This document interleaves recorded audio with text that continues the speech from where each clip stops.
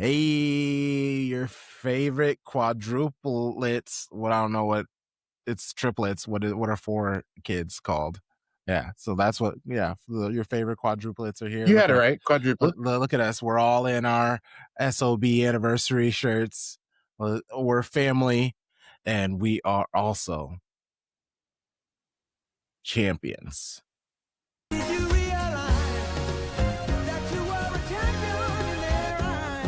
Oh boy, shout out, congratulations to Manchester City women who, thanks to Brighton, shout out, Seagulls, always love them. I will go next time I'm at a beach. I will Lifelong Seagulls fan since this afternoon. Hey, if anybody sees a seagull and you have any like crackers or you're eating a sandwich or something, go ahead and feed them seagulls for us. Show them some love. They deserve it because they drew with Arsenal. Man City, they didn't have to do anything. They were relaxing, watching the match as a family, having a good old time. And all of a sudden, champions. So I've just been obviously lost on social media, celebrating, reposting, resharing, the joyous. Obviously, we will talk about the match even more. But what I am more focused on is at the beginning of the season. I don't know if you know, Manchester City got a new manager.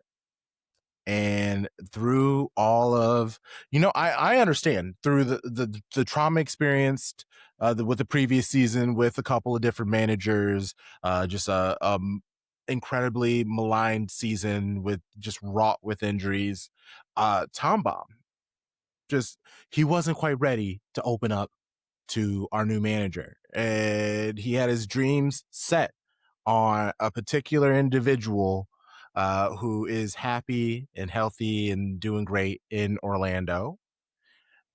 City obviously didn't get him. They got somebody else. And because of that, Tom Baum refused to call him by his name. Tom Baum, can you remind me again what was the name that you decided to call him?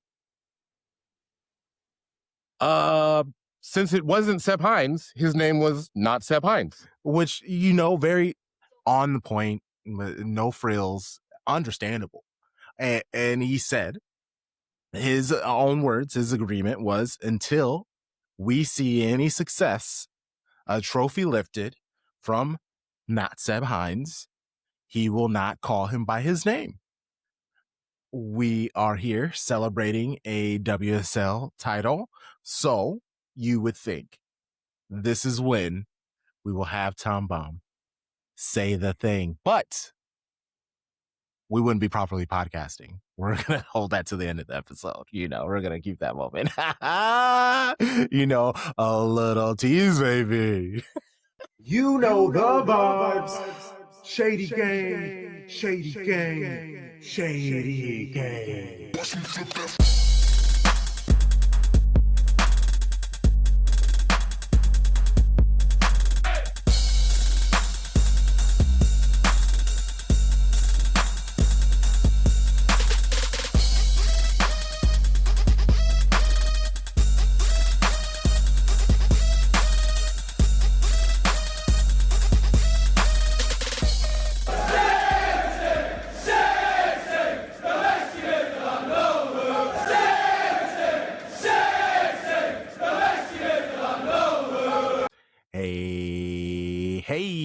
Welcome to season 5, episode 181 of Shades of Blue. This is culturally inappropriate. We are the most comprehensive show about Manchester City, covering both the men's and women's game, spanning both sides of the Mason-Dixon line. We making art over here, capitalize the A. I am Crunk Chocolate. I'm here with the show bros, Tom Bum, Sharpie, Charlie, and Tarek. How's it going? How you doing? How you feeling?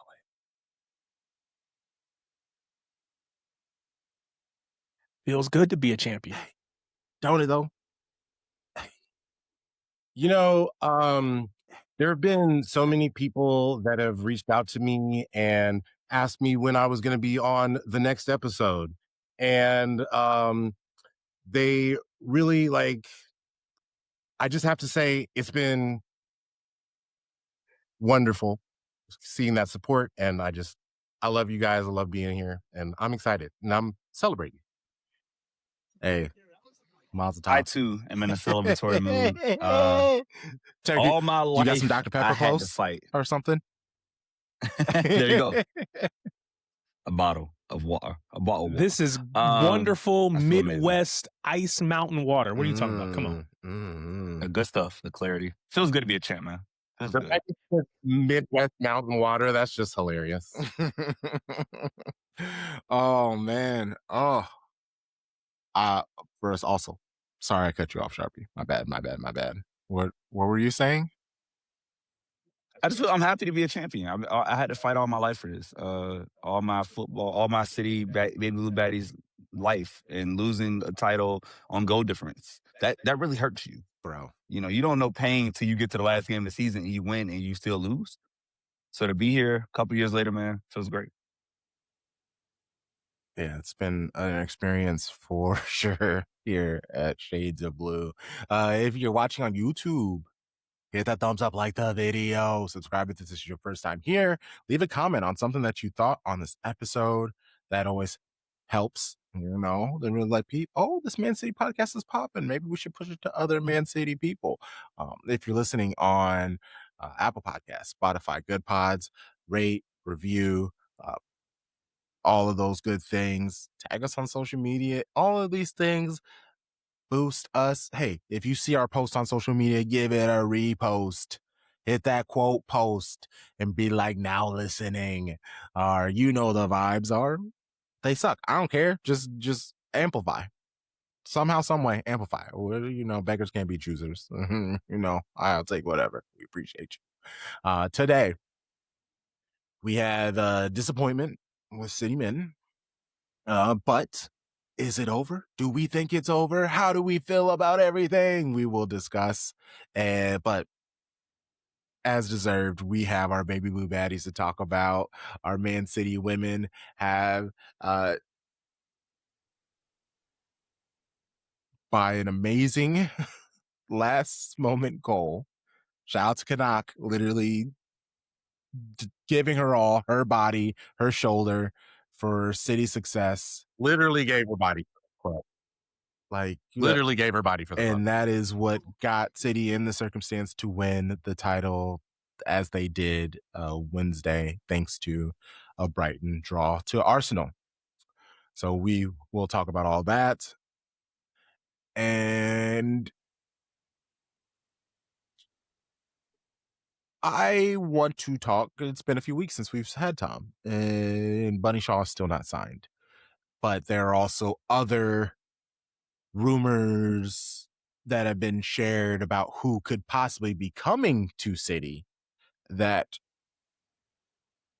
in my opinion, obviously it's if true, but you hear them, we're going to give our takes. That's part of podcasting. I crashed out. I was all alone. And that's what I realized. When I'm by myself during watch-alongs, crash outs are going to happen with me. Like usually I have Sharpie to kind of like talk me down on the other end because we never agree on something. So then he can kind of give me his opinion and I'm like, okay, cool. Logic. Thank you. But if I'm all alone, I have nothing but whoosh in the chat. They're never on the opposite end. They're with me. So they're feeding into the crash out. Oh, they're always hyping you up. So it's just like, I'm just crashing out about this and that. So we'll talk about it. I'll give my thoughts. We'll see how we're all feeling about the Bunny contract situation. All right, let's get into it. Let's just talk about the City men. No, I had sound bites and everything, but one City women won. I was like, screw it. Who cares? Because most of the time we're gonna be talking about joy. We're gonna be having fun. It's gonna be light. I don't care what none of these men said. So joy at the joy. Joy at the joy. Let's fucking go. Oh, okay. So it's this City men match. We all knew how important this game was. You basically have to keep up band for band with Arsenal. Like that is just what you got to do. They win, you win. They win, you win. until the end of the season. And then it's just up to goal difference, who can ball out the most. Oh, obviously the result was not what we wanted. But it starts with the lineup. Starting 11 was Donnarumma, O'Reilly, Guehi, Huznov, Nunes, Gonzalez, Silva, Shirky, Semenyo, Doku, and Holland. So Gonzalez in for Rodri that isn't injured. I remember, Tarek, seeing your post on X where you basically were like, hey, this is what I wanted to see. Just a straight swap. Nico for Rodri. Obviously, I hope things go well. That's how you felt? Like, what did you think in the line when you saw the Yeah, lineup? so I've been screaming for weeks, Pep, just straight swap. Don't need to do all the fancy stuff. No need to move Nico O'Reilly around, bring in Nori in and all this other stuff. You have a player who has played in that position for us at the beginning of the season. Why not just let that man loose and let him thrive? And so I've been saying that all this time. And then when you finally get what you ask for, now it's like, oh, now he got to show improve. And what if he comes up short? And I just been arguing with Pep via social media, who he doesn't even know we're arguing, but still, for no reason, and then I get proven wrong. So it's like, you got to show up, man. So yeah, that was what I wanted for, and I admittedly got a little bit nervous once I actually got what I asked for. Fair. Sharpie, how did you feel about the lineup?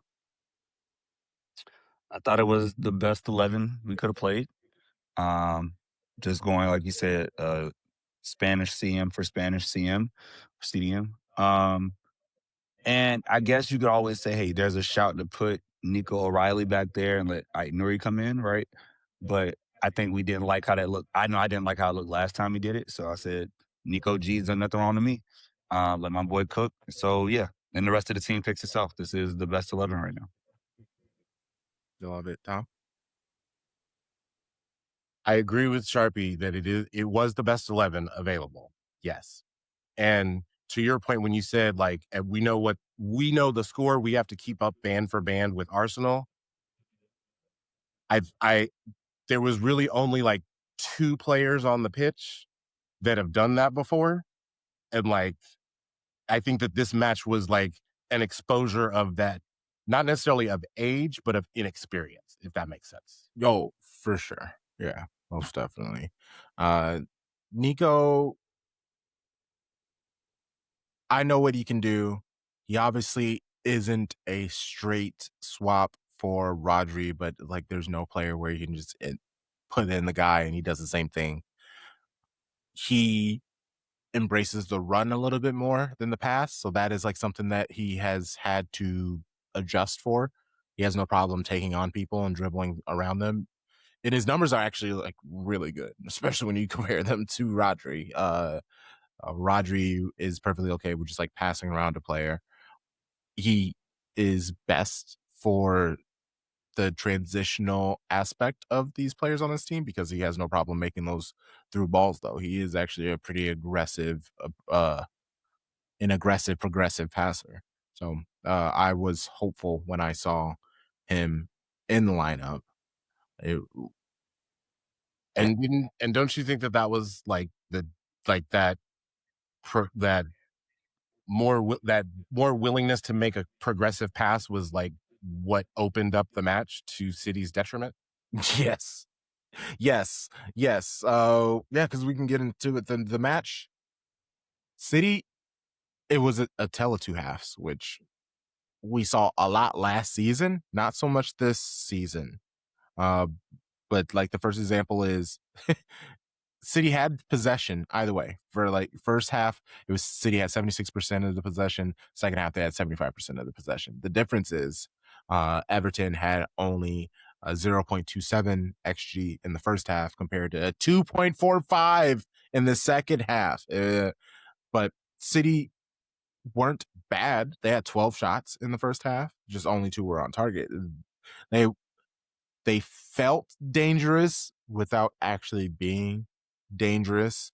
And it was kind of frustrating because, the longer an attacking team goes without scoring, that just kind of like ups the chances that the opponent's going to score. And when they score, it's almost like the light turns on for them, and they're like, "Oh, this is how you do it," and then bang bang, like we saw. So yeah. Was What were you seeing in the first half? What would you give it credit to Everton or City, or like anger at City at that? Like, did Everton do well? Were City shit? Like, how were we feeling about it? I mean, I thought Everton were playing, they were gonna play defense, right? They were gonna defend for their lives.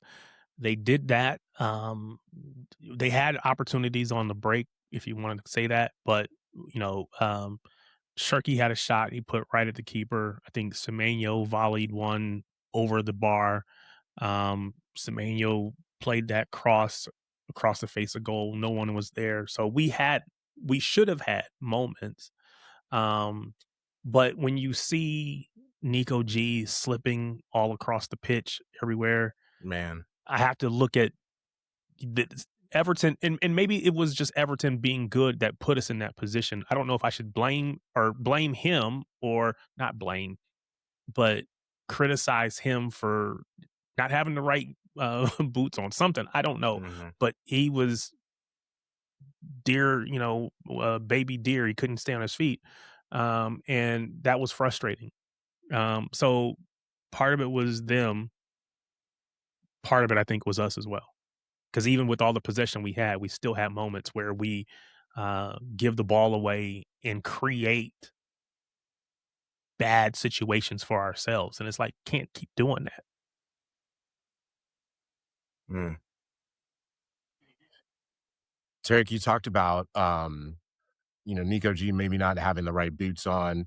And you kind of wonder with like a new stadium, like there's not your equipment people haven't necessarily been to that ground before. Mhm. Like you can, like the coaches can scout like what the David Moyes does against like high possession teams. They can scout what how Everton likes to break, but the equipment people don't really get a chance to like scout like, okay, how long do they like, what's the speed of the pitch, usually? What's the height of the grass? Like, I know that there's all regulations within but like you can go, like the regulation is like large enough that it can make a difference, Mhm.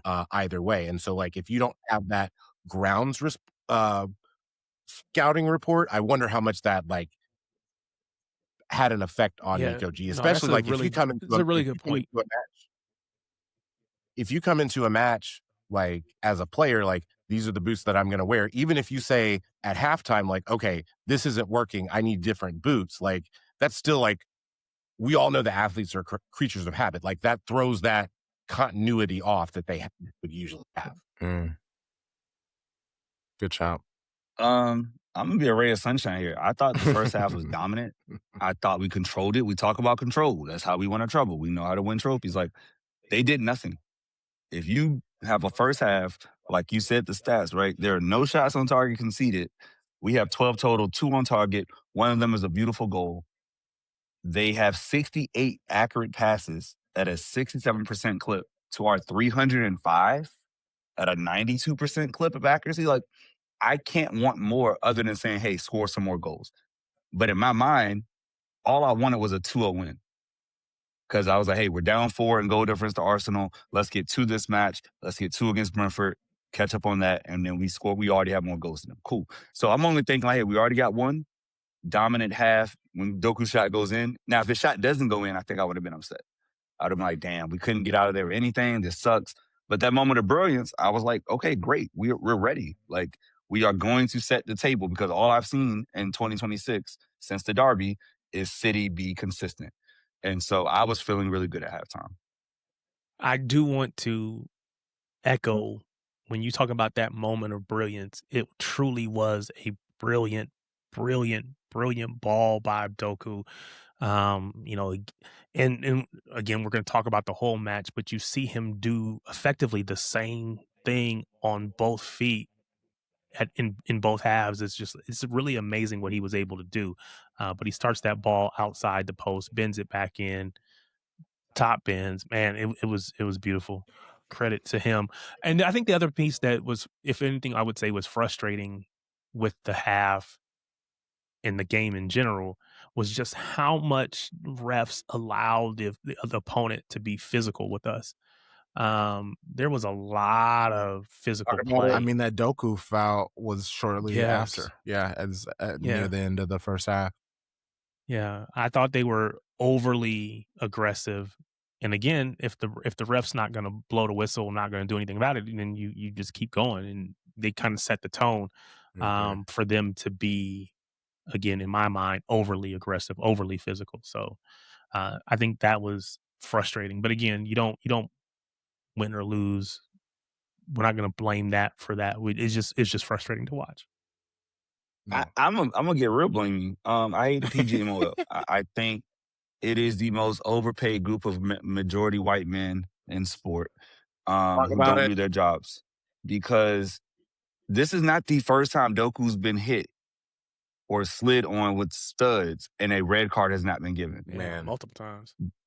There's like, you can look on X and search Doku injured or Doku no call, non-call, and you'll see the Bruno slide when he went literally studs on leg, nothing happened. You can see the other times this happened in multiple games. Like, it's like they want him to get seriously hurt, and then it's go, oh my God, I'm sorry. Or they come out the next day and go, you know what, that should have been upgraded. That was a dangerous play. No shit, we saw it. So what's the point of VAR? What's the point of anything, any of this technology and these 4K cameras if you can't get the call right? Because let's be real, we were here as City's fans at the FA Cup final when Dean Henderson was like, hey, I'm going to touch the ball outside of the box. Bruh. And nothing's called. And then, oh my God, Everett Essay, you scored. Woo. Yeah, because he fucking had 11 men on the pitch. The game changes if you call the game right. The game changes against Everton, as we'll talk about, if they are down a man at half. Like, you really, like, I'm done trying to say, well, the refereeing doesn't matter. No, it does fucking matter, and it affects us. And if you were to say, hey, what are you going to do in the second half? Do you think Everton scored 3 goals down a man? No, God, no. How are they going to do that? But when it's level, that changes the entire match. And now, we had our own miscues, as we'll get to, but that really does affect us. And it's a shame that as Premier League supporters, we have to just accept terrible officiating. Like, in America, think about this. If you were an NFL fan, we got a Chiefs fan here, we got a Packers fan here. Tarek, who's your team in the NFL? Do you have one? Let's just say the Colts. That's fine. Say the Colts for Indianapolis, right? We got all Broncos fan here. We got all these fans here. If you were to deal with what we deal with as Cities fans from an NFL perspective, people would riot. Roger Goodell would be thrown to the fire. There would be ridiculous changes. Congress might get involved. Hey, light our comments up right now. Who is? Congress would be Saints fans.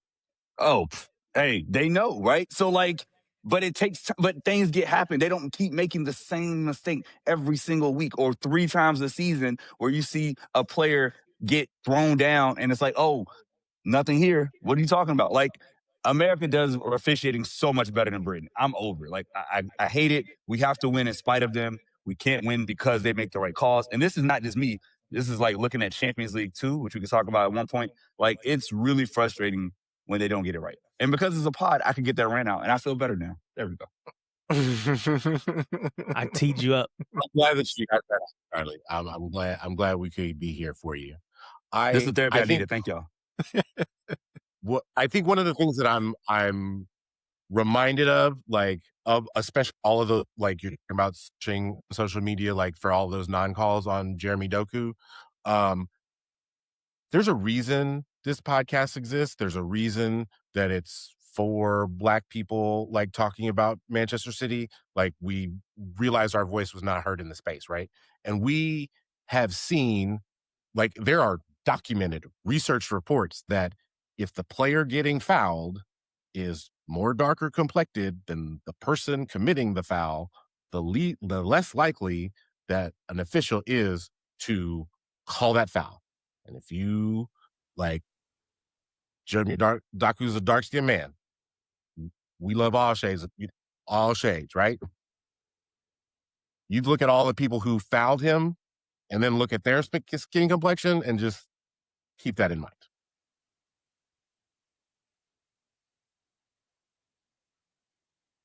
Yeah, it's so frustrating seeing that, especially because you get the goal and you're like, okay, cool, hell yeah, let's go.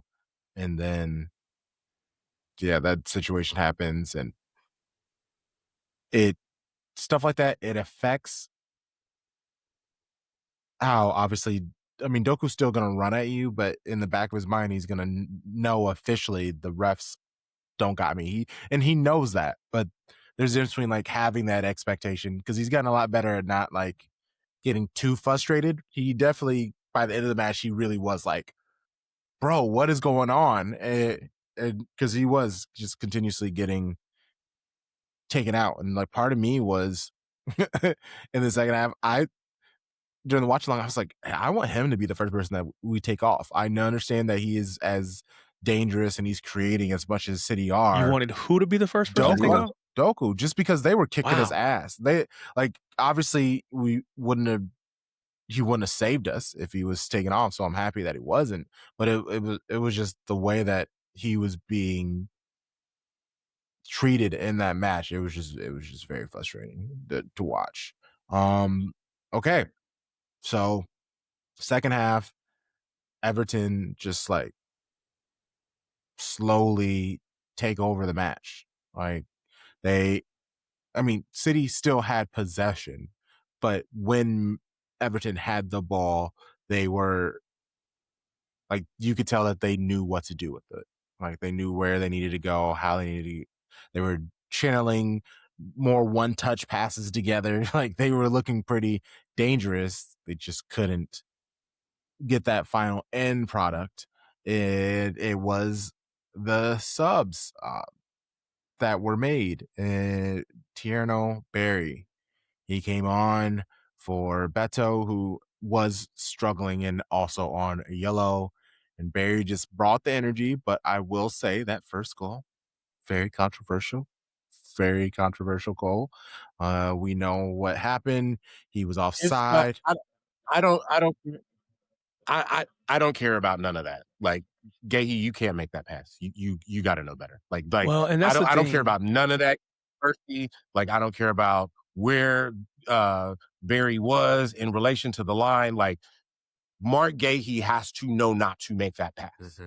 Like or if you are going to make that pass, you got to put something on it. Like No, it was so soft. Do you think he just didn't know he was there, or he knew he was there, he just underhit the pass? I think I think he missed it. Yeah. I think he knew he was there and he tried to put like the perfect amount on it and then didn't put anything on it. See, so 'Cause this you know, is where like- the oh, go ahead, conversation go ahead. about I was like, this is where the conversation about Donnarumma versus Trafford comes in. Because if he knew he was there, and to your point, Crunk, it wasn't a matter of, oh, I just mishit it versus I'm trying to take something off of it. I got to make it a perfect pass because maybe Donnarumma's not as great with his feet. And maybe if it's Trafford, I feel a little bit better about kind of firing that ball in there a little bit more because I know he's able to, to play it better.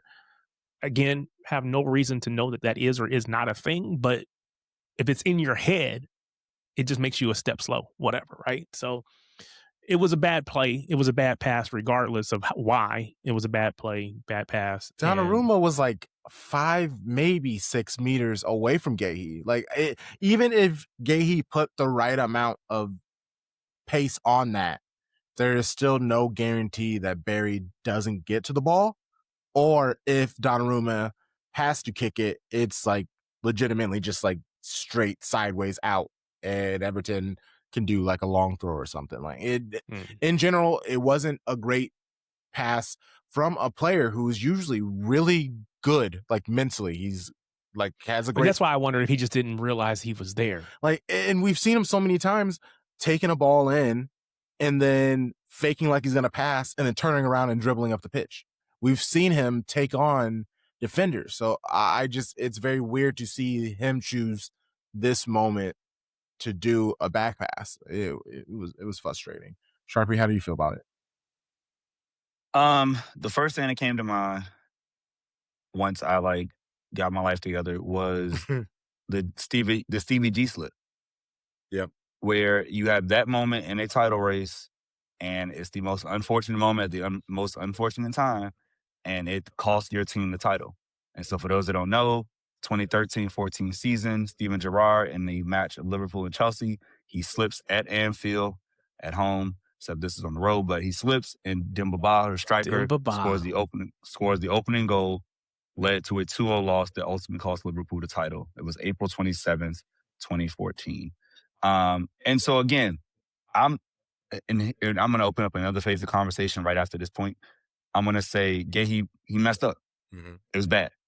I don't care who the keeper is. I don't care about various position. Hit the pass, or because you have the ability, spin out to your left and go towards the sideline. You have space. You can go to the left, play it down the line, play it out, whatever, and we go again. None of that should lead to racist abuse.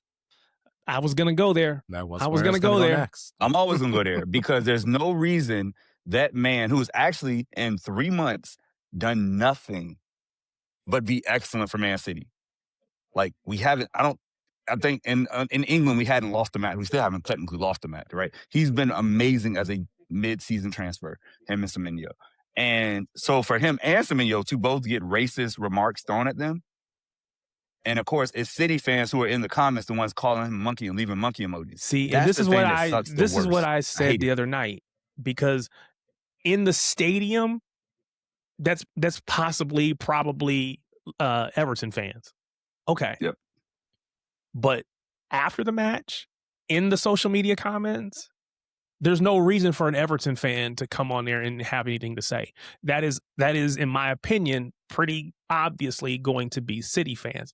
And I called it out on the show the other night. I just think I would not have expected that from us. And people say, well, why not? Well, because I like to think that we're better than that. But people are people. And then when things don't go people's way, you start to see some true colors coming out. And that's highly, highly disappointing. And again, not everybody. We're not painting with the broad brush, but one is one too many. One is one too many. And so it also makes you think, when people are complaining about a Vinny Jr., well, why does he have to celebrate whatever? And you like, oh, well, that's just, oh yeah, no, there's condensation of racism. That's just Italian fans. That's no. Look around at your neighbor, because it might be them, and that's disappointing. Yeah. Highly disappointing. Condensation of racism, for sure. It's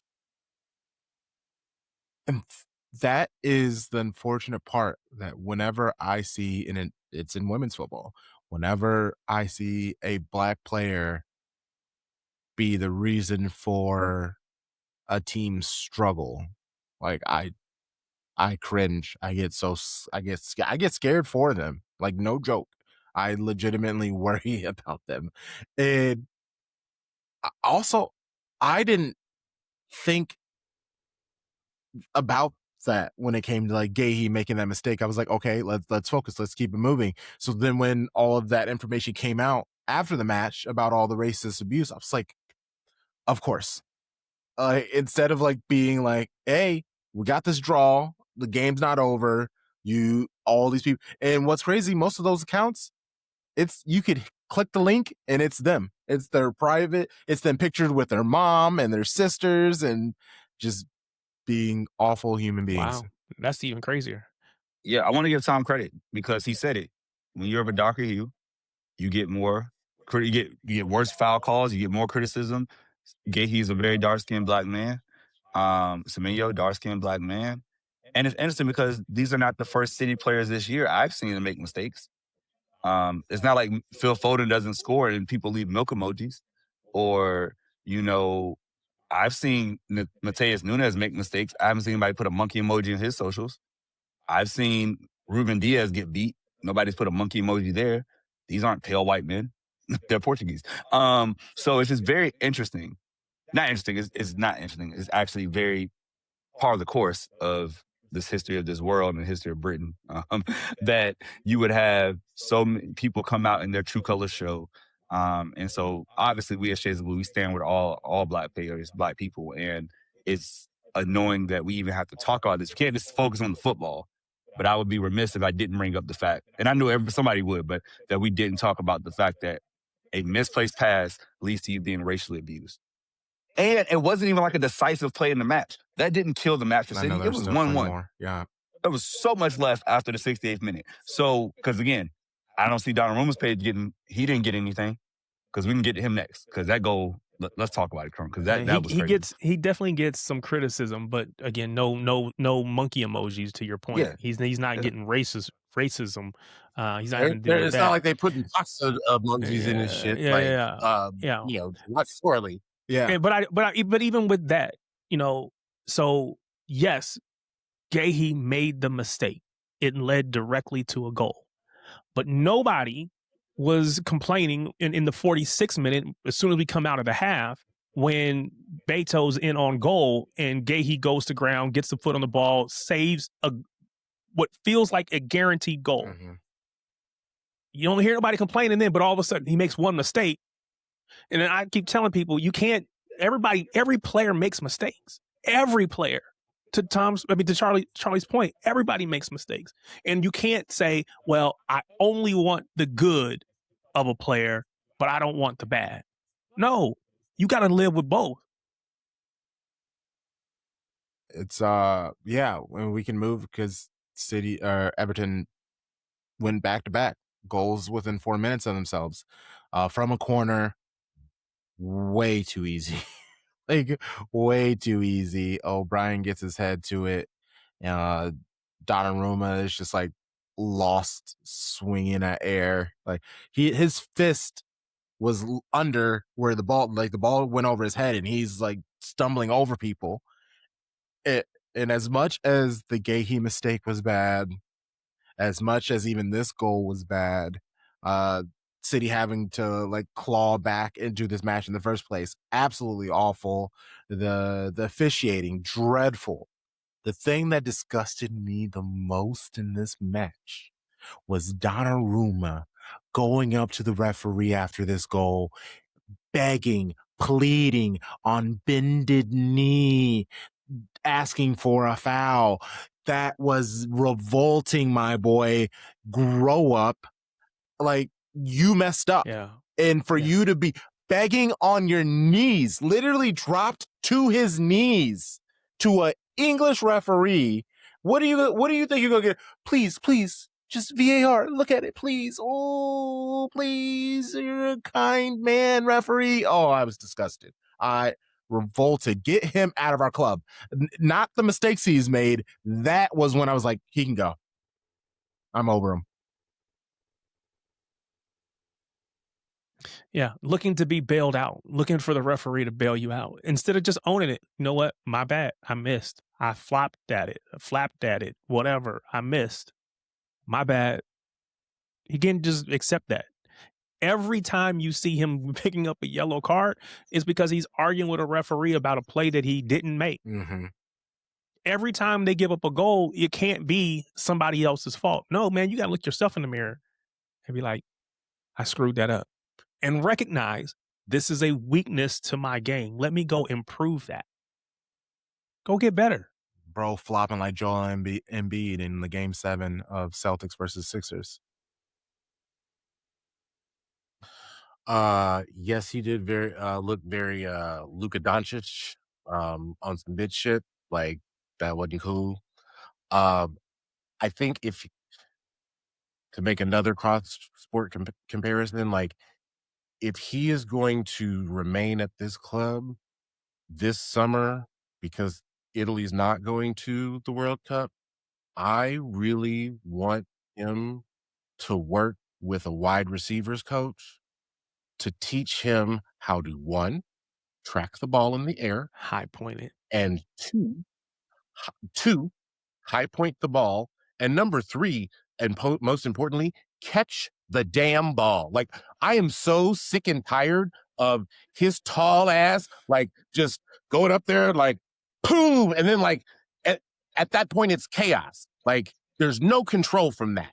Like, which is the antithesis of what we know that Pep wants. Like, catch the damn ball.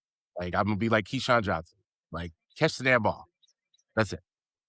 So as you're saying this, I'm thinking of the phrase, you don't know what you got till it's gone. And people always complain about Ederson's keeping and all these things. But in my experience as a City fan, from my recollection, I don't remember one season where Ederson was so poor in the box. And he's only 6'3", because he's athletic. He can jump. Donnarumma is a large load of just lard. The man does not get off the ground. And I don't even buy lard. I never had lard. It's not a part of my diet growing up, but I know it exists. And that's all he is. Just a block of big Italian bullshit. And it's so fucking annoying to watch the same mistake happen over and over, because I teach middle school children. And the thing that pisses me off the most is you keep doing the same thing in my face. And I tell kids all the time, don't play in my face. Stop. Stop pissing me off, because you know what you're doing. How dare you continue to do the same dumb shit? Because now I feel insane expecting you to do something differently, because clearly you can't do nothing different. And which mistake have we seen more often? Guehi make a bad pass, or Donnarumma look tiny in the box? And it's always going to be Donnarumma looking tiny in the box. So weeks ago, when I said up here that I prefer James Trafford over Donnarumma, sadly, this was more evidence to that point. Because I know for a fact James Trafford gets out to that ball. I also know for a fact, to Crunk's point, he doesn't go begging on his knees because he's British. He ain't going to do that. He's not going to kneel down and just start whining and crying like, please, please, please. No, it's done. You either own it or you make the play. But don't get out here and whine. So, Crunk, I love what you said. Like, I am over Donnarumma. I don't care that we have won all these points and he has 13, 14 clean sheets. No, the way he plays keeper is so bad and is so opposite of what I saw with Ederson that, no, I'm done. Because, again, if you win everything, great. If you win me a domestic trouble, okay, now we got it. But even then, you don't play in the cup. So really, if you do the PL, cool. You're not giving me the PL. You actually part of the reason we about to lose this shit because we don't control our own fate. And I've seen it multiple times this season. Goodbye, Donnarumma. I'm done with you. Skedaddle. So I gotta be consistent, right? So we are irritated with the goal that he gives up on the corner. But again, I remember watching him against Njai one-on-one. Great save, Beautiful save. right? Amazing. Great Amazing. save. Now, Yep. maybe Trafford maybe he makes that save. I'm not going to argue that point, but I'm just going to say that Donnarumma, who is not my preferred keeper, to be fair, he's not my preferred keeper. However, that being said, he probably makes more. I still think he's a net positive, even if it's close. He makes more good plays than he makes bad ones. And he makes bad ones almost every game, but he makes one or two amazing saves every game as well. Yeah. That keep us in games. Because that would have been in the I'm looking at it, 64th minute, I think. So even ahead of the goal that we ended up giving up. So got to give credit to him. Again, not my preferred keeper, not my preferred style of keeper. I wouldn't have an issue if he were gone, but I got to give credit where credit is due as well. Thank you, Terry, because it is true. He was excellent in moments. The problem with him is, to be that size, you play like Jordan Pickford in the box. That's what irritates me. You are not 6'1" or 6'2", bro. Why do you look so small? Why you look like Tyreek Hill out here making cross-court comparisons when you're supposed to be... And your arms like hit the middle, like your arms at least like as you're standing up, like hit, like around your thigh, like not like up above your waist, like Jordan Pickford did. You got long arms, like you are a large human being. Use that, be big. Okay, so the third goal gets even worse. Very silly of a goal. Everton, it's actually from a throw-in, which is really gross. It's not even like a long throw-in. It's a throw-in like in City territory or in their own territory, in Everton's territory. Throws it long. Garner gets the ball. Kovacic goes to ground for some reason because he didn't want to run. That's why. He goes to ground, gets beat. Garner, it looks like he shoots, but luckily just goes right in front of Barry, who taps it in just like way too easy. It was all like just giving the silliest goals up.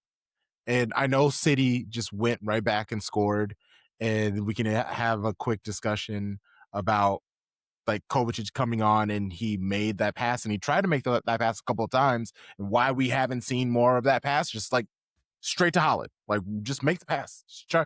But obviously, it's the back and forth. You're giving up possession. It's the rest of the match. Obviously, Doku saves us.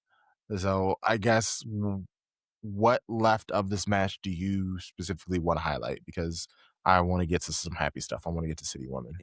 I'll be trying to make notes for these matches and what happens when, what this goal happened. This is by the time that third goal happened, I just wrote Barry. I didn't even put any context. No, I was done. I was just like, who scored it? Barry. Okay, that's enough. I don't want to say nothing else.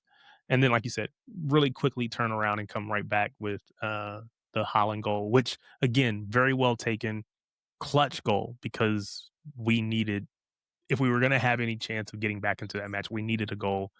Great pass from Kova, who you guys know, I've said it on here. I said before, he doesn't have a creative bone in his body. Showed me that he does. He made that. That was a great pass. Like you said, he tried it multiple times. We need to see that ball more. I don't understand why we don't see it more, other than we're just afraid to get the ball away. But and then again, Doku is just Doku. He's brilliant. He's in a brilliant run of form right now. So big ups to him. I think that the third goal was the most damning because, like, if you look at what Pep did, after the just the Donnarumma yellow card and the foul, he's like, okay, I need some people in here to get control of the match. I need those people who know how to track down Arsenal in a title race. So let me bring in people with experience. So let me bring in Phil Foden and let me bring in Mateo Kovacic. And for essentially Mateo Kovacic, you bring those players in to gain control of the match. And essentially those players that you bring in lead to more chaos within the match. That's just kicking the nuts. Yeah, Phil lost the ball multiple times his first couple of touches. Watching live, that is when I stopped paying attention. I was after the Barry goal, I was like, you know what, y'all got it. Y'all don't want it. It's fine. It's cool. I got it. I understand. Yes, Doku did save us, and Mateo Kovacic, I guess he's got a creative pinky or something, pinky toe. The surgeries. Holland, but something. Yeah, I told you he went to Turkey. Yeah, I don't know. That, to me, that last goal, Everton goal, was just such a damning indictment of the match as a whole. So to this moment, I won't lie to you, thankfully still haven't seen the third goal. I didn't want to look at it because I was at happy hour because it was the start of Teacher Appreciation Week. So I was being appreciated by my admin. They took us out for a free drink, and then you can stay longer, have more. Now I'm watching the whole game on my phone, but I missed the moment the goal happens. All I see is we went up 3-0. We went down 1-3. So I'm like, oh shit, we're done. I'm just checked out. Whatever. Time to enjoy this beautiful whiskey sour. Let's focus on the good things in life right now. Let me be appreciated. And so I didn't know who made the mistake. Then I found out it was Kovacic. But then I saw Kovacic make the beautiful pass. Sure. And to our credit, to the team's credit, we don't get the opportunity to make that pass a lot because it requires space. You need space in behind. There's only so many matches in the Premier League where or in England, in period, any competition, where there's space in behind for Haaland to run, right? Very rarely do we get pressed high enough or the game's open enough to do that. So I'm not mad about the whole year. Why haven't we seen that pass more? Have y'all been watching? When do we see high lines? Who amongst us is doing that? This isn't the Bundesliga. So I'm not mad. However, the finish was beautiful. And I'm just going to go ahead and finish with joy. Jeremy Doku's here. And I'm saying here to the point where, like, I fully expect next season he gets 10 goals, 10 assists in the Premier League. He's starting 30, 35, 30 to 34 matches.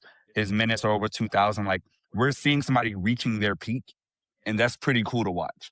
Because a lot of times we get people at City that are either, like, ready-made and, like, crazy talents like a Haaland was way before his peak, or we have people that come in at 25, 26, and they just go and dominate. But seeing a young player develop from Ren to, electric player with no end product to, okay, you show promise and you get hurt to now, okay, now you're healthy and you're cooking and you won player of the month twice for the club and you've had all these goals and you had these moments. Like, watching him put it together is like, oh, he said it after that Carabao match. It's like, people tell me to be more selfish. I need to shoot more. This is what happens when you shoot, Jeremy. Like, I'm okay with him shooting or any player shooting because you have a chance. What I hate is when players don't get in position to shoot, or you're out there on the pitch just looking lost like a deer in headlights. Like, go be aggressive and make a mistake. Nobody's mad at you. All of us have been around sports long enough to say, hey, if you make an aggressive mistake, we can go with that. We hate timidity. We hate passiveness. And so to see him be aggressive and decisive, and we needed it, right? We needed these goals to at least have a chance for the rest of the season. It's an uphill battle, but because of that goal, we at least can say, hey, we got something to play for every match for the rest of the year. So super credit to Jeremy Doku. And I hope that everybody, namely Pep or whatever manager we have next year, just knows that spot on the team sheet does not change unless he's injured. 9 goals and 11 assists for Doku this season in all competitions. If this is his form moving into this summer, Belgium might turn some heads in this tournament.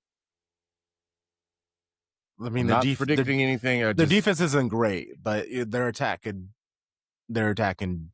fight with everybody. Yeah. If they can get healthy, it can be fun. I hope he balls out for sure. Yeah, for sure. He missed 7 matches. So to your point, Charlie, about getting 10 and 10, if he's available for those matches, if he doesn't, we can figure out the injury thing. And I'm only thinking I've only looked at in the league, right? I didn't consider, he missed so many matches. Like, he missed a match for the FA Cup. He missed 2 in the EFL Cup. So if we're talking just the league, he missed 7 matches. So again, even if he gets 1 or 2 extra goals, I think that, again, that definitely puts him in a good space to get that 10 and 10. Yeah, he's at 9 and 11 now. Yeah, pretty easy. Yeah. And if you think 4 about and 5 PL only, but yeah, that's the thing. Yeah. So, yeah, because he gets probably 11 to 12 extra matches in all competitions if he doesn't get hurt. Here's the thing, though, y'all. He's only started 17 Premier League matches out of the 26 he's played.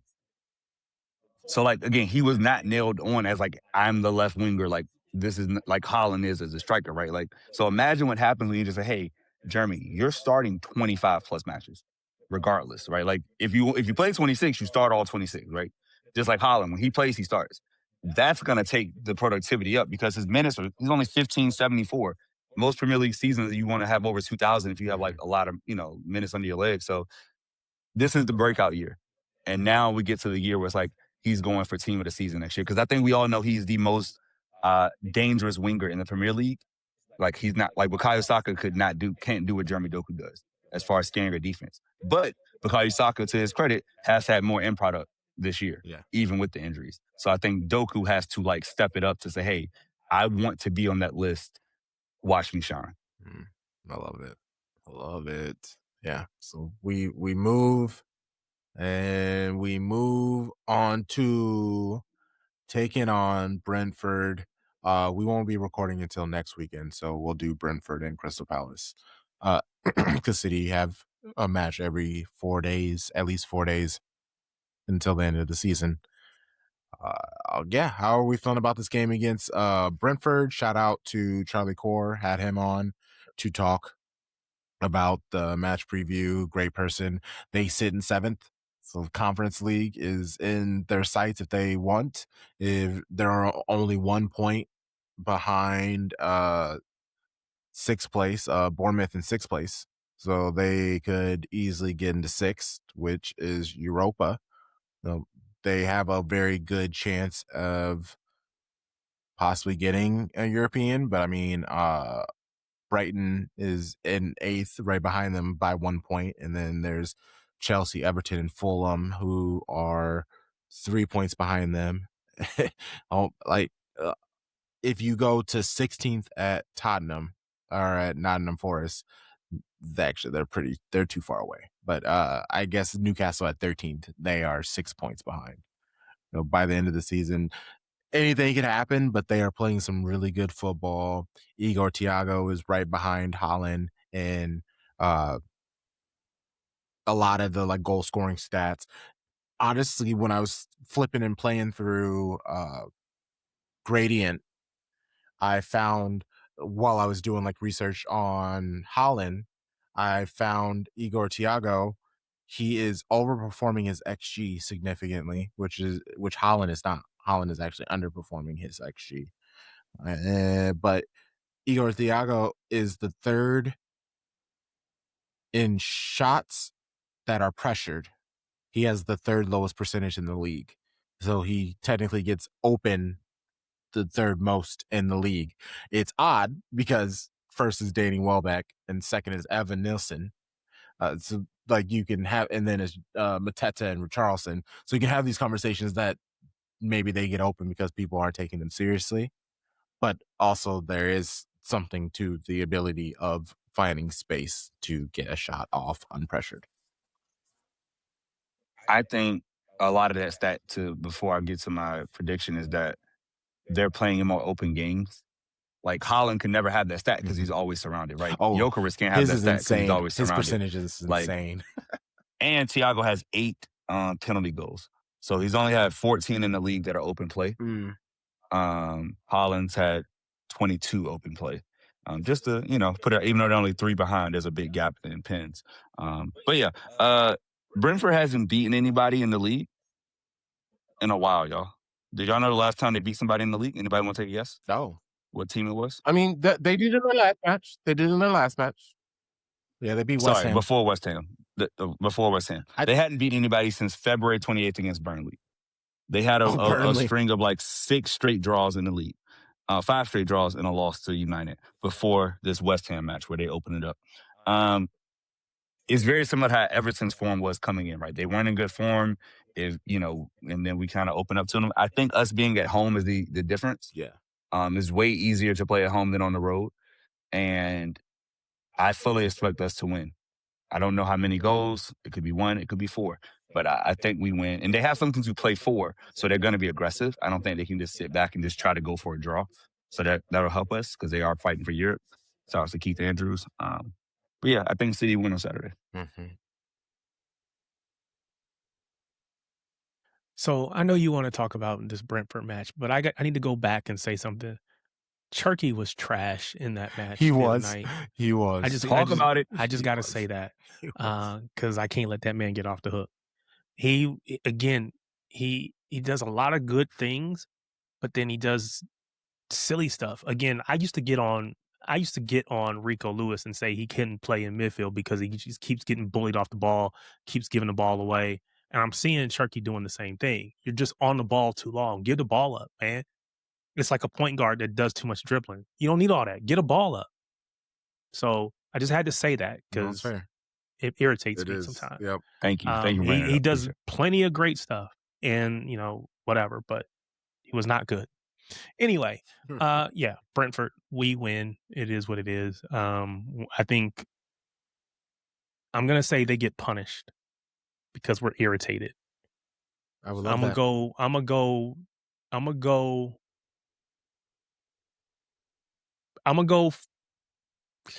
go 3-1. I was going to go 4-1, but I'm going to go 3-1. I'll second that. Let's go 3-1. Let's get it. Okay. I will do one more and I'll say 4-1. I think we beat them down. Okay. I got a nervy 2-1. Hey, as long as I don't love it, but as long as they win. I just Rodri not being there sucks. Wait, is he Which we confirmed don't out? play again until Saturday, right? Yeah, Saturday. Yeah, Saturday Because night. today's Is he Wednesday. out for Yeah. this? I thought he's possible, or what they say? I think it's possible. I mean, Oh, okay. Fight Mob still has him listed as doubtful though. So I don't Doubtful. Okay, gotcha. Yeah, that's fair. Okay, yeah, it can get open. Yeah, okay, cool. Let's go 3-1. I'm with it. And then Crystal Palace, yay. Yeah, Crystal Palace. Yeah. Ibiza on 3. 1, 2, 3. Ibiza. That's Crystal Palace. Why Ibiza? Because that's where all footballers go. Oh, I thought it was like where the Conference League final is. Yo, they have something to play for. It's just not in England.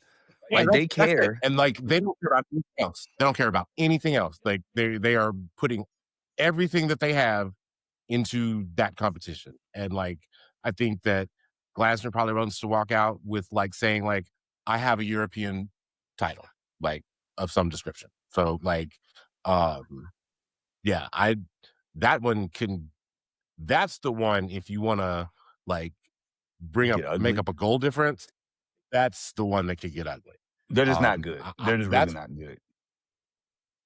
I got 4-1 on that one. Yeah, because I like that. Because I'll go 3-0. Oh, I love it. Yeah, no, it should be a beatdown because they have the semifinals tomorrow. So the final, I assume it's near. Actually, when is the Europa League final? This is why Arsenal is about to get a great thing. Is because the final is like the Wednesday before the final match. Yep. It's that midweek match before the last week. So like they'll play us, and then they play the semifinal. Then they play Everton Sunday, and then they play us on Wednesday. So they're coming off short rest, and it's like if they have a reason to rest players, they could rest their player. Like Glaston can rest Mateta if he wants. He can rest whoever, just to say, hey, be safe. Let's do it. Off for 3 days rest. We don't want to go full on.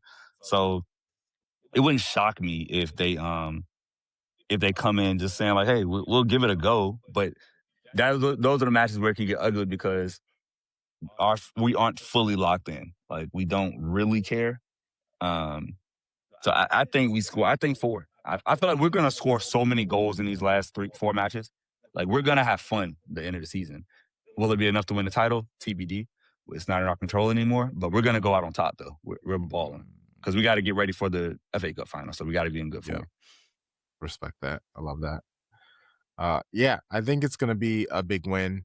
The final is on the 20th, so that'll be a week before. They have to play Brentford as well. So they play Man City on the 13th, Brentford on the 17th, and then the 20th will be the final.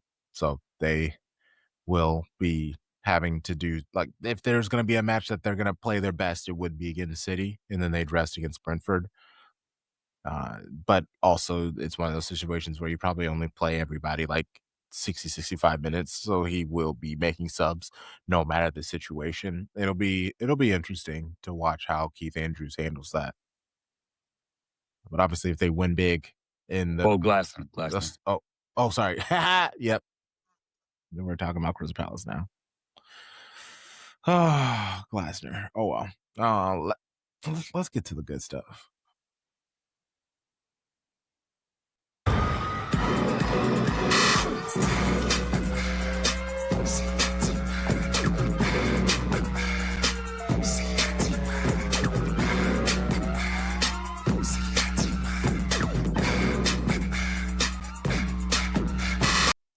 Let's go. Okay. Before we get into the match and Arsenal, what they did, let's just get kind of the drama out of the way, this whole Bunny contract situation. I will say, to like kind of blunt everything that I am about to say, I do, for some reason, I still think she signs.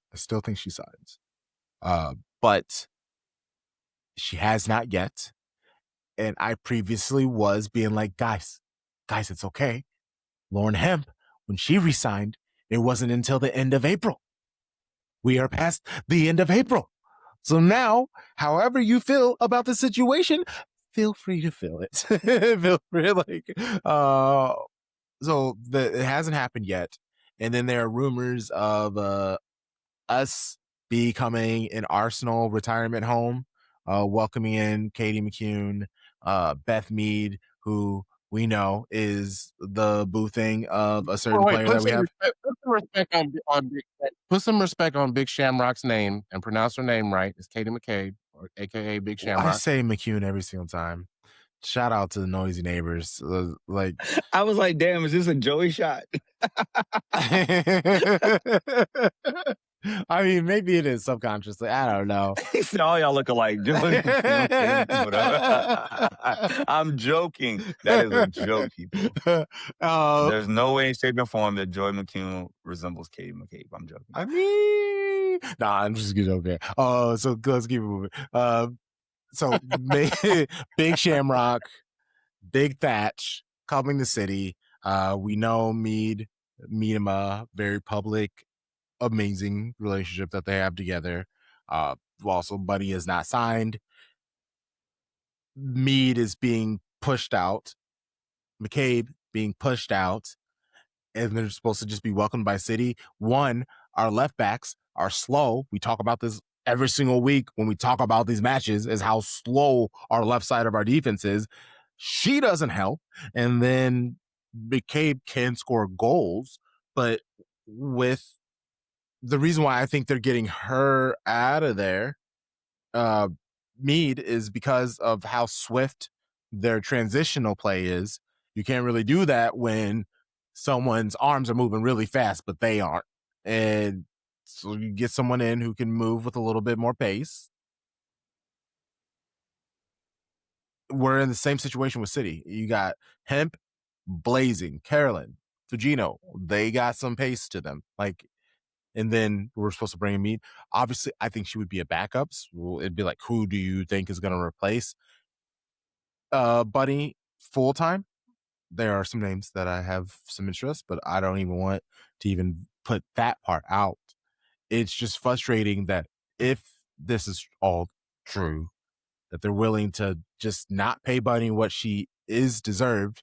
Because again, if she stays in the WSL for 5 more seasons, which makes sense, she could become WSL's leading striker. Best striker of all time. Like, they're statistically, like, it won't be an opinion anymore. It's just like she bags more goals than everyone else.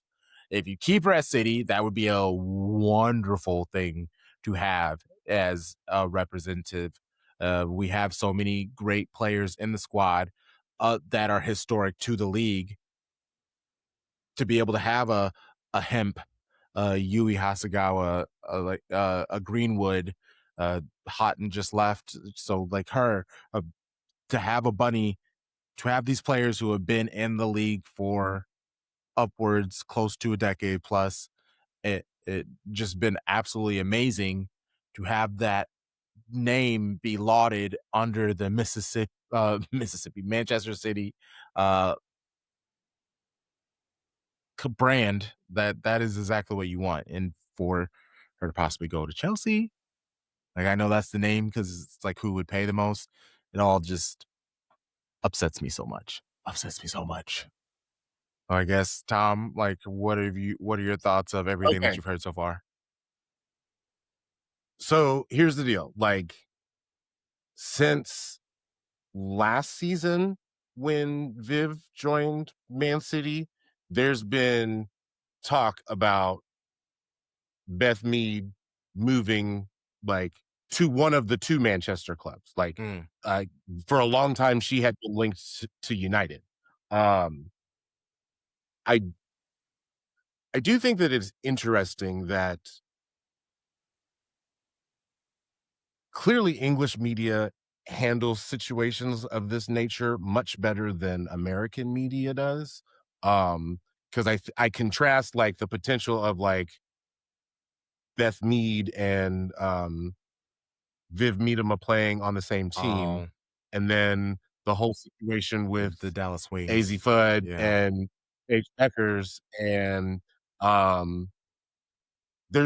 you already know that there's not going to be those questions, like, if Beth Mead were to sign for City, like, whereas, like, we're still asking those same questions of Paige Beckers, and, like, and on top of that, like, if you look across like women's sports leagues of all descriptions across the world, like shit like this happens. Like I know that there's like this really messy chart out there about like footballers who have dated each other and like who they're now dating or married to or got divorced from and now married to, like that it's real messy, real L word type shit. But I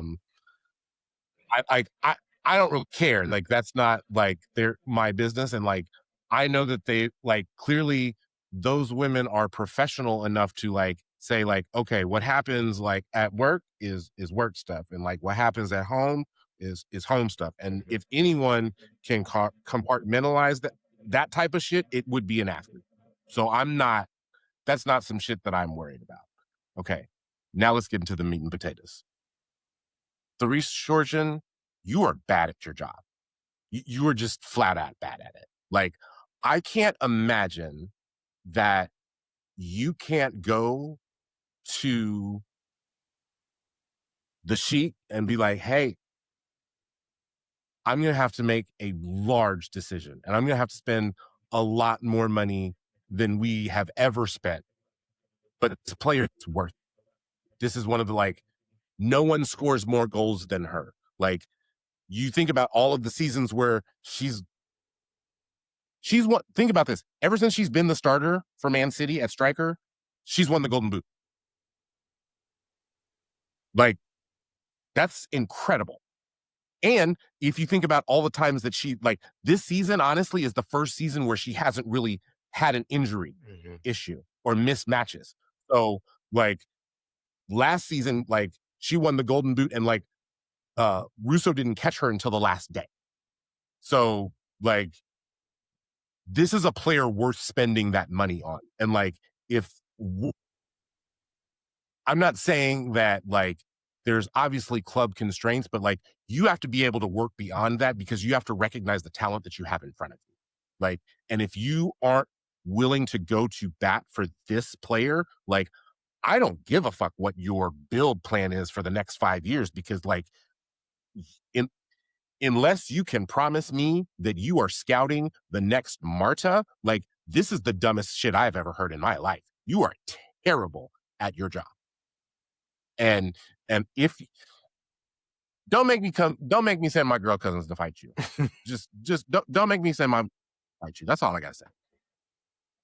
Here's what I will say this. As we all know, being people who, have had jobs and are professionals, everybody got a boss. And unless you are at the top of the stature, I mean the hierarchy, you're reporting to somebody who's telling you that you can do X or Y.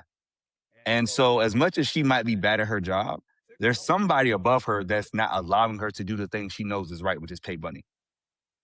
Like, you know what I'm saying? Like, I don't believe. But does she know? But does she know it's right?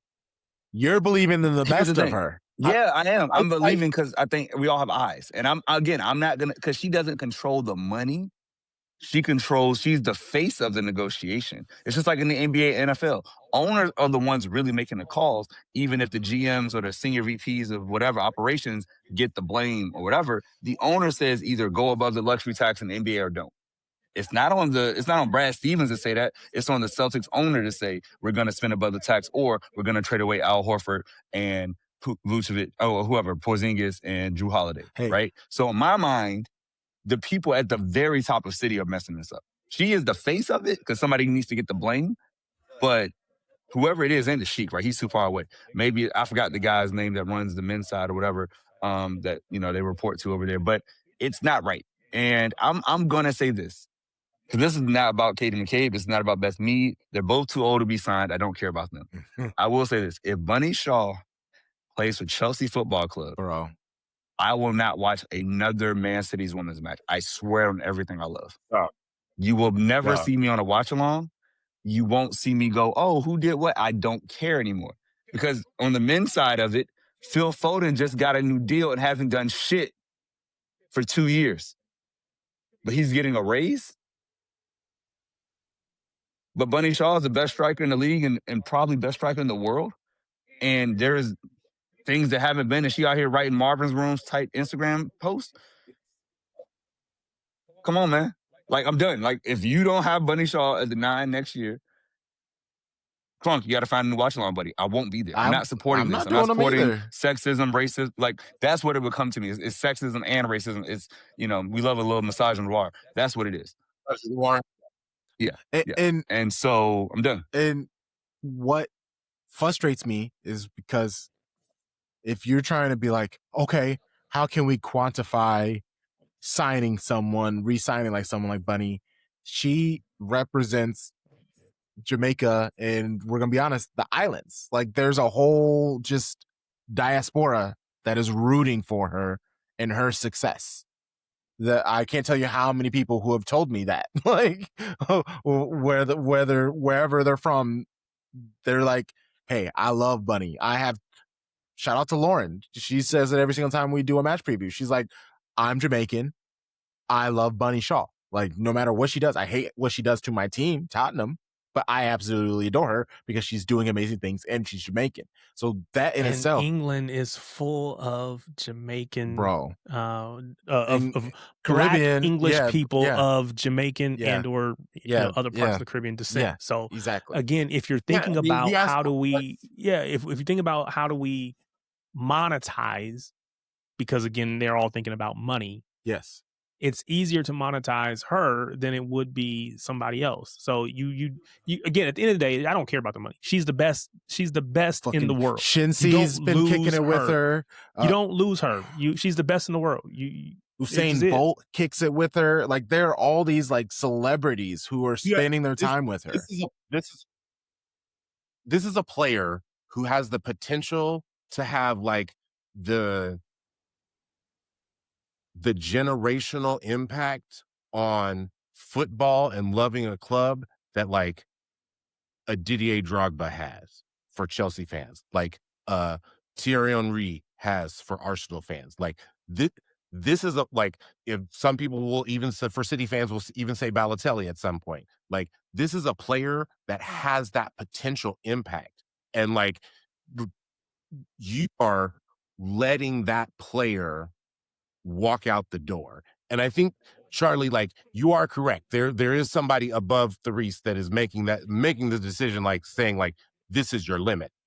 And I also think that like Therese needs to be able to like explain better, make her case so that she has more to work with when Bunny's like people come and say like, where the bag at? Well, and there's no even to go back and forth. I just like the fact that, again, our pod, we have different perspectives. We're on both ends. I absolutely adore that. Like, I love that. To continue on the point of her being able to like represent and bring all of this cachet, celebritydom, that can be quantified. I mentioned how just to be able to have a Viv Minima who is at the top of the records. Yes, she is tied to Arsenal, but you still, when you're sharing her success and her accolades and highlights, City will be slipped in there. Keeping a Bunny, where we always talk about how players never stay at the same club throughout their entire career. I'm not saying that Bunny will stay at City the entire career, but if you give her a 3-4 year extension, that is a big chunk of her career, where if she goes somewhere else, where she will be entirely tied to Man City. If she goes somewhere else in the WSL, oh my God, I'd absolutely hate that. Obviously, I'm with Sharpie. Bottom line, I'm completely out of it. Yeah, Chelsea won 6 straight WSL titles. 6. It was broken because this team, which featured Bunny as the primary striker, was able to beat them to the title. Now, again, it was still tight. Mm-hmm. You need every gun firing to beat this Chelsea team. If you let the best striker in the world go to the team that just won 6 straight and you just finished breaking that, you might give them 6 more. Nobody should want that. You know what this reminds me of? And it didn't happen on the men's side, but it was a talked about thing, was Harry Kane leaving Spurs for City. And to all of Daniel Levy's mistakes, the one thing he said was no. You will not go to them. I will take the L and whatever. We're not going to take the money. You can't do that. You can't throw away your fan base's support and love and reverence for a player who's gotten you a trophy. This isn't like somebody's just getting golden boots. No, we have one silverware. We have a guard of honor coming. And you don't want to say, And hey, Sonya, run it back. You better line your squad up when we play on Sunday. We better get that honor guard. You Damn right. Don't just because it's the FA Cup. Don't think that you're gonna slide on that. You give us our shit. We got 2 more, right? Maybe 3 with a final. So I believe it would truly be the worst move in football, probably on the women's side, since Lauren James went from United to Chelsea, right? Like, they knew what they were letting go. And Bunny's even more established, right? She's not like a kid. She's a grown woman who is the best in the world. It's one of the 5 or 10 worst moves that could possibly happen. And I hope we come up here next week in a week's time and the deal's done and we've beaten Chelsea and it's rainbows and unicorns. Mm-hmm. But until then, we have every reason to be nervous because, like you said, Crunk, I brought this out at the start of the season. I got calm because I'm like, it's the negotiations. It's time. You gave me the Lauren Hemp's time point. And I was like, hey, that's real. That's history. I respect history. But now we're in uncharted territory. And when you get in uncharted territory, you get nervous. And I'm nervous and I'm fearful. I do not want to lose Bunny. I do not want to lose that beautiful combination she has with those players on the wings in the midfield. Like, it really makes me sad to even think about her in a royal blue shirt. Oh my God. It shouldn't happen. It should not happen. And I hope in next week's time, after recording this, the deal's done and we can wake up. Because every time I see a notification, I get excited in the morning. I was so disappointed when I saw Phil Foden at his contract before Bunny. Pissing me off. I'm not gonna, it pissed me for why? For who? For That's what? real. Could at least wait till the end of the season. Because you came from Stockport? I don't care. Philip, do better. Sorry. All right, I'm done. Okay. So there's the match. City fought very hard.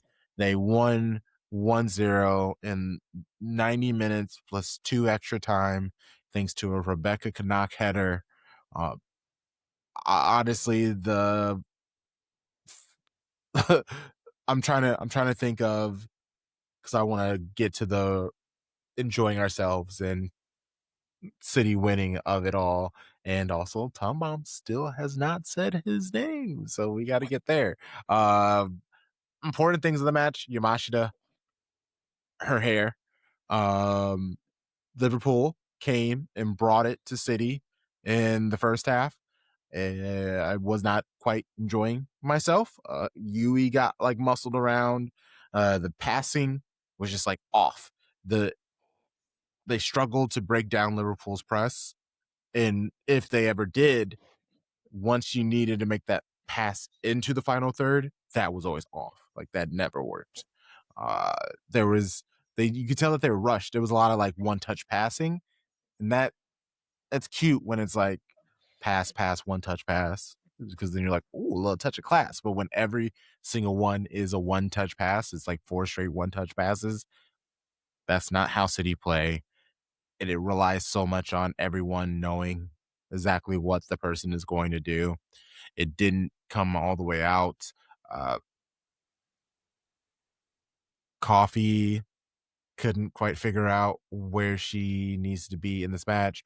Her and Yui were kind of seeing that they haven't quite meshed together all the way. Really, it's just 2 incredibly talented players. It also didn't help that, like, Caroline is a very different 10 than Yes. Vivian. Yes. Like, very, very different. And I think that, like, that unpredictability of what Carolyn might do, like, kind of led, like, throughout the midfield, like, but in a bad way. I also think that this match was oh God, there's a lot of things that are first on this podcast episode. This match was a good reminder that Gareth Taylor is actually a good tactician. Like,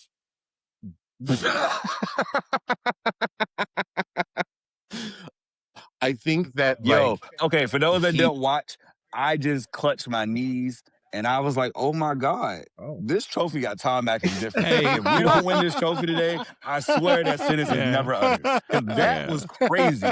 Literally the most shocking thing I've heard in a country where Donald Trump exists. He heard himself getting ready to say it, and he was like, man, there's a lot of firsts happening. And I didn't know what he was talking about. I There's didn't a know lot where of he was firsts going happening on this podcast. I didn't know where he was going Actually, with that. I did. And then when the worst, oh yeah, wow.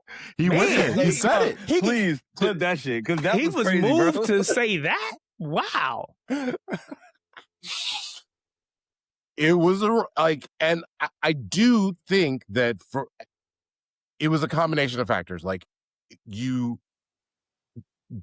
Liverpool obviously came in with a very specific game plan for this City squad. Like they know what we like to do, and like made them uncomfortable.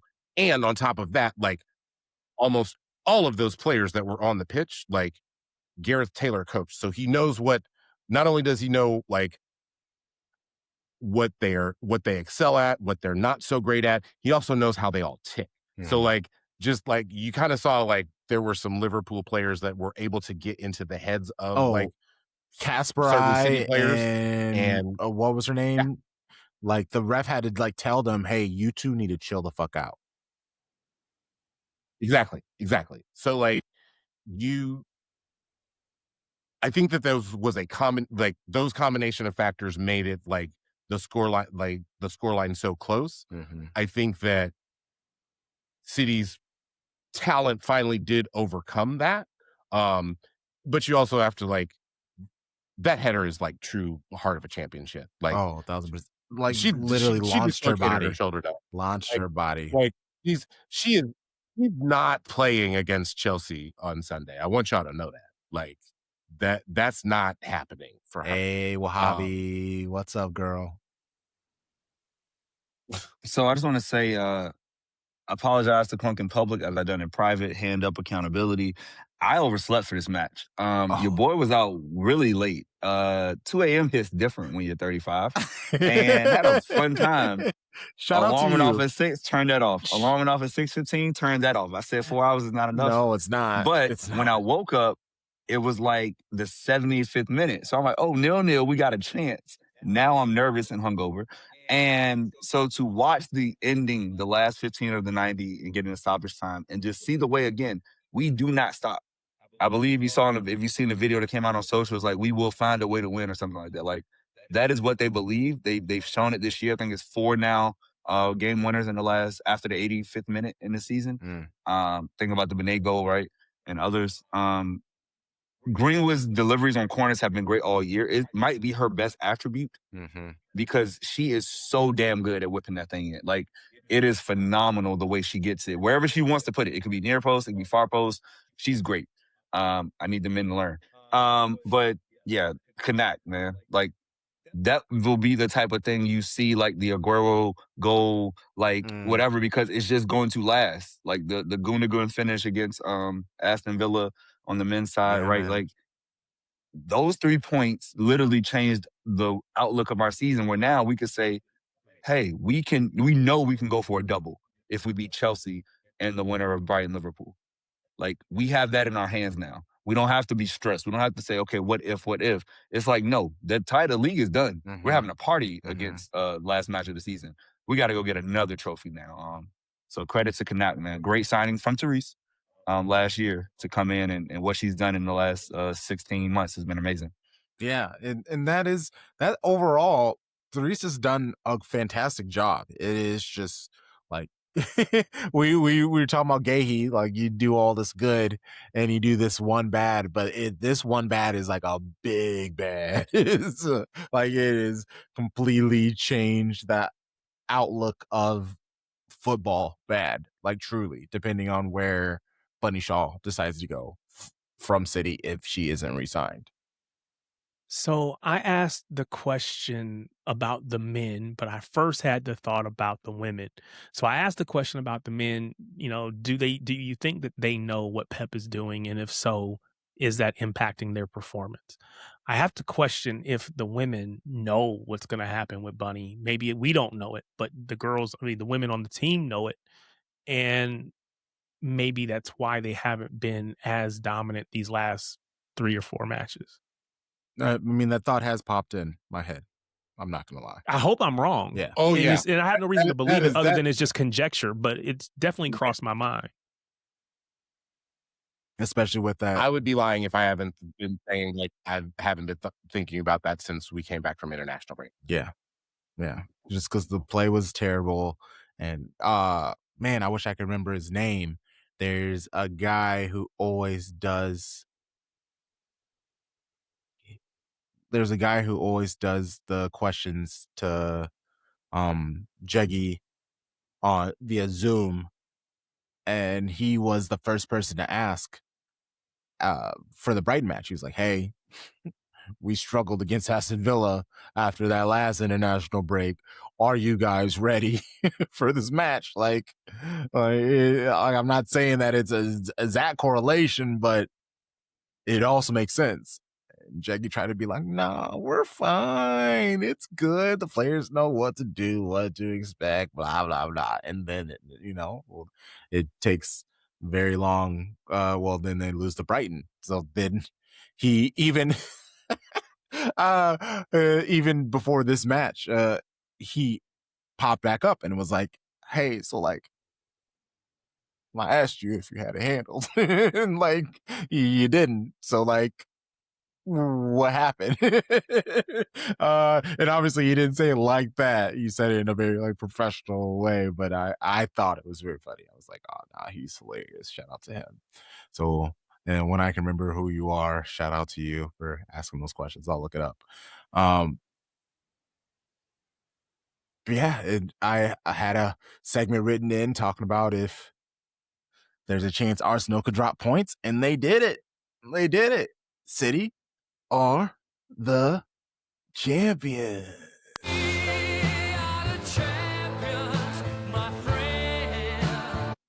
I think 5 seconds is like the max you can have. Like real quick, short, so this doesn't get decommissioned.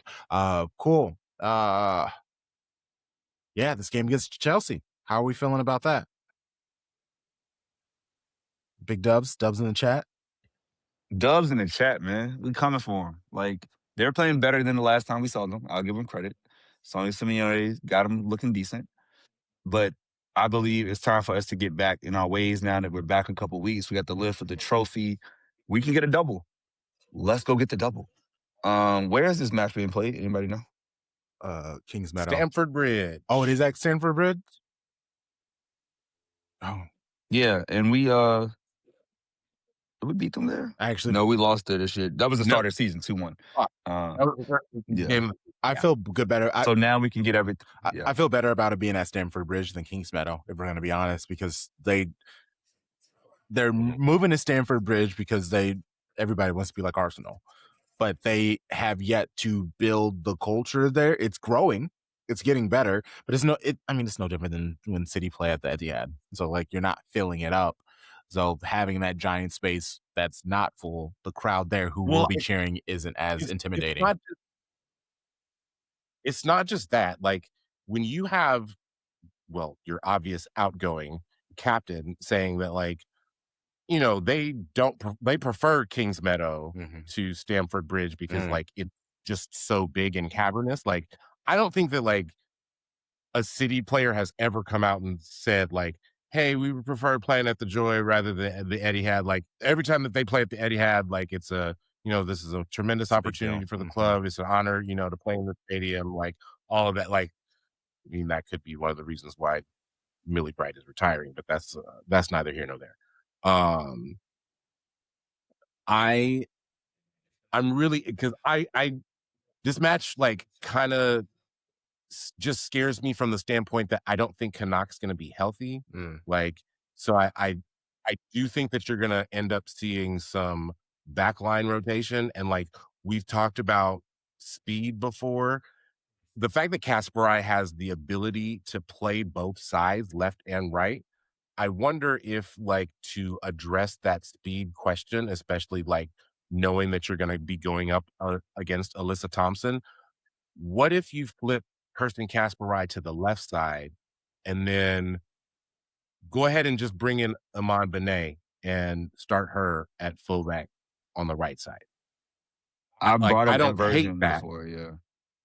Yeah, I will say this time, if you check socials, which are important in these things, Miss Kanak was a part of the Wednesday winners picture that was posted in training today.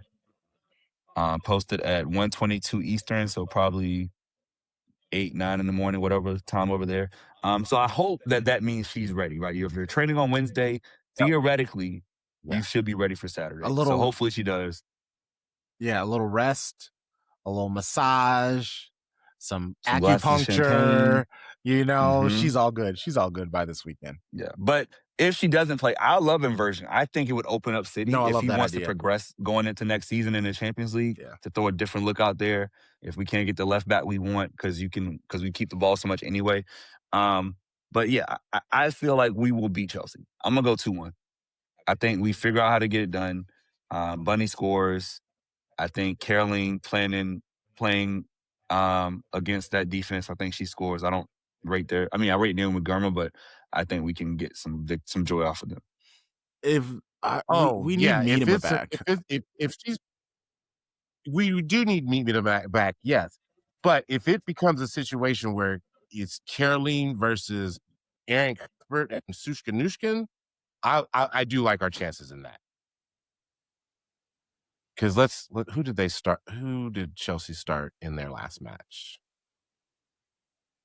in midfield when they played? It was Leicester. They Okay, started. Ooh, Captain Potter and Cuthbert. yeah, and Potter is young. Potter's 19.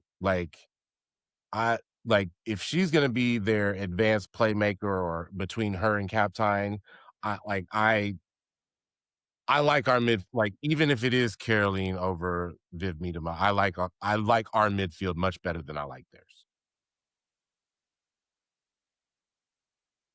So I got 2-1. Oh, yeah, no, and Potter played all 90 minutes too. She wasn't even a sub. Wow. Yeah, I think City win. I can't tell you what the score is going to be, but I definitely think City are winning for sure. 1,000%. Yeah. Let's. Do you think regular time or 120? You think extra time? I was going give to you that. say that I think it goes to extras. Oh my gosh. Okay. Extra So time. nervy. I do think extra time helps City because City have a really good bench at this moment, and Chelsea do not. They're beaten up, and they sent away a lot of their players. They got players retiring and near the end of the season, so they just don't have the choices available for subs. That'll be nice. Okay, cool. Yeah, I don't know. I don't know if Nate Germa is fit because I don't think that she didn't Oh. obviously start in the Leicester match, and Oh wow. she didn't start. They played Everton either, so I'm not convinced. I don't think that she And you can't rush her has back started a because match. yeah. Yeah, she hasn't started a match since the other side of the international break. Oofta. So, if their current center back partnership is Khadijah Buchanan and Lucy Bronze. So this has I'm not saying that I don't respect both players, but those are two players that have not played together a lot. And Mhm. if you're facing up against Bunny Shaw, Lauren Hemp, Alba Fugino, and Caroline, you probably want two players that have a better relationship than maybe we just started together a handful of matches. No. So you're So. saying there's a chance. Let's go. Let's get this domestic double. Oh, bro, if we can get a domestic double. City men I handle will call business. that man Eglerts. One more time. I said, I will call that man Andre Yeglerts. Andre Yeglerts. I will double say his name. We have it, folks. There we have it. There we go. The moment we've all been waiting for since the July. So happy. An entire season. That's a buildup. That's a storyline right there. That's how you stand on business, though. I'm going to hold on to what I said. I don't care that we're in first. Until the title's won, the title's not won. And yeah, the title is now won. Like, we saw Bunny dancing in the Instagram video. Like, his name is Andre Yegler. That's what his mama named him. So I'm gonna have to call him Andre Yegler. So I appreciate your service to Manchester City Women's Football Club, because it's been too long since, like, we've had a trophy of any description. A decade. And now the fact that we know it's the league that we haven't won in 10 years, that's amazing. Amen. The fact that Obama was in office the last time we lifted a trophy is crazy. Oh, yeah. We are so not necessarily the last time we won a trophy, but the last time we won the league. Yes. Listed the league, won the league. Sorry. Fair. Won the league. Yeah. Good point. Good point. Good point. Dang, do I need to start calling him Yegi instead of Jeggy? Jeggy works just Jeggy, because it's a nickname, but like, you say the whole thing correctly, but I think the nickname go with Jeggy. Okay, cool. It's got us here. It's got us. It's done some great lifting. Yeah, for sure. Okay, cool. Yeah. Hey, well, let's get this double trophy. City men, do not disappoint us. My show bros, please plug yourself. Let people know where they can find you and the things that you do. Tom Bomb, we'll start with you, friend. You can find me at CPKC Stadium. You can find me on Shea Butter FC's feed covering Kansas City Current.